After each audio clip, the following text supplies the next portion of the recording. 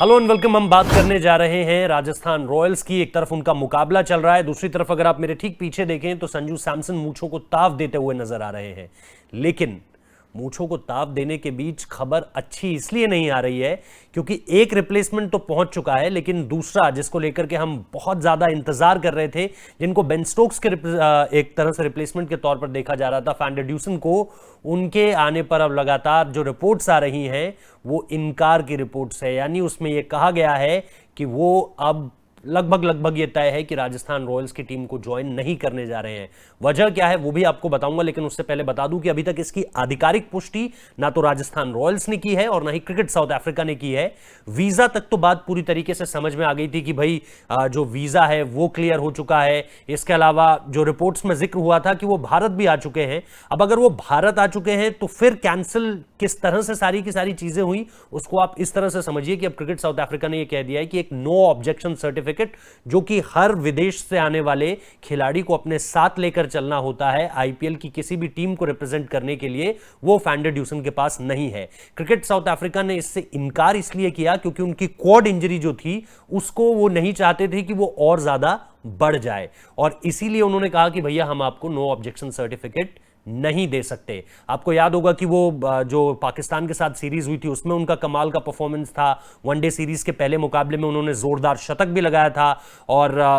180 के करीब उन्होंने रन भी बनाए टोटल ओडीआई सीरीज में। इसके अलावा T20 सीरीज में उनका जो स्ट्राइक रेट है वो 150 से ऊपर का था, तो बैट से कंट्रीब्यूट कर सकते थे। प्लस उनका जो एक्सपीरियंस है वो बहुत शानदार, एक तरह से आप कह सकते हो कि भैया ऐसा नहीं है कि अभी नए नवेले खिलाड़ी आए हैं, अच्छा अनुभव भी उनके पास है। लेकिन ऐसे में क्रिकेट साउथ अफ्रीका का ये कहना कि भैया आप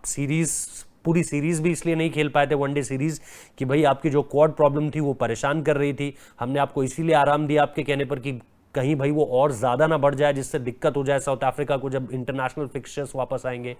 ऐसे में हम अलाउ नहीं कर सकते कि आप जाकर इस राजस्थान रॉयल्स की टीम का हिस्सा बने। अब ऐसे में सवाल यह है कि अगर वो भारत पहुंच गए थे तो क्या उनके पास एनओसी पहले से नहीं था, या फिर वो इंतजार कर रहे थे कि चलिए मैं चला जाता हूं, तब तक जो मैंडेटरी आइसोलेशन है उसे पूरा कर दूंगा और फिर उसके बाद ये सारी की सारी चीजें पूरी होती हुई नजर आएंगी। लेकिन अब तक जो बात सामने निकल कर आई है वो यही कि उनके पास नो ऑब्जेक्शन सर्टिफिकेट नहीं था और इसी वजह से अब उनका आईपीएल में हिस्सा लेना जो है वो बहुत मुश्किल नजर आ रहा है। उनके ना होने से निश्चित तौर पर मुझे लगता है कि राजस्थान की मुसीबत और ज्यादा बढ़ जाएगी, क्योंकि फिर राजस्थान के पास मिडिल ऑर्डर में, जैसे हमने देखा ना कि भाई आज जिस तरह से उन्होंने बदलाव किए हैं और शिवम दुबे को टीम में नहीं रखा है, क्या वहां पर कोई एक फॉरेन प्लेयर हो सकता था और फिर क्या वो शायद फिज को ना खिलाते,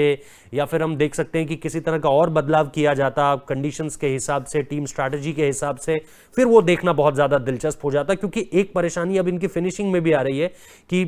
5, 6, 7 इस तरह से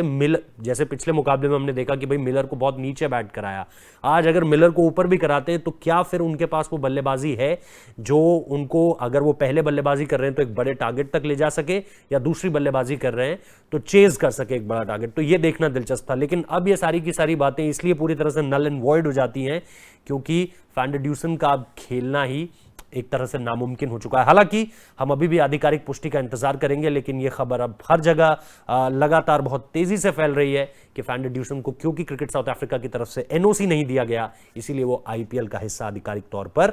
नहीं बन पाएंगे। आपको ये खबर कैसी लगी जरूर बताइए, क्या हम और बेहतर कर सकते हैं वो भी जरूर हमें बताइए। और इसके अलावा जैसा हम कह रहे हैं कि बहुत टफ टाइम्स हैं, आप लोग अपना ख्याल रखिए,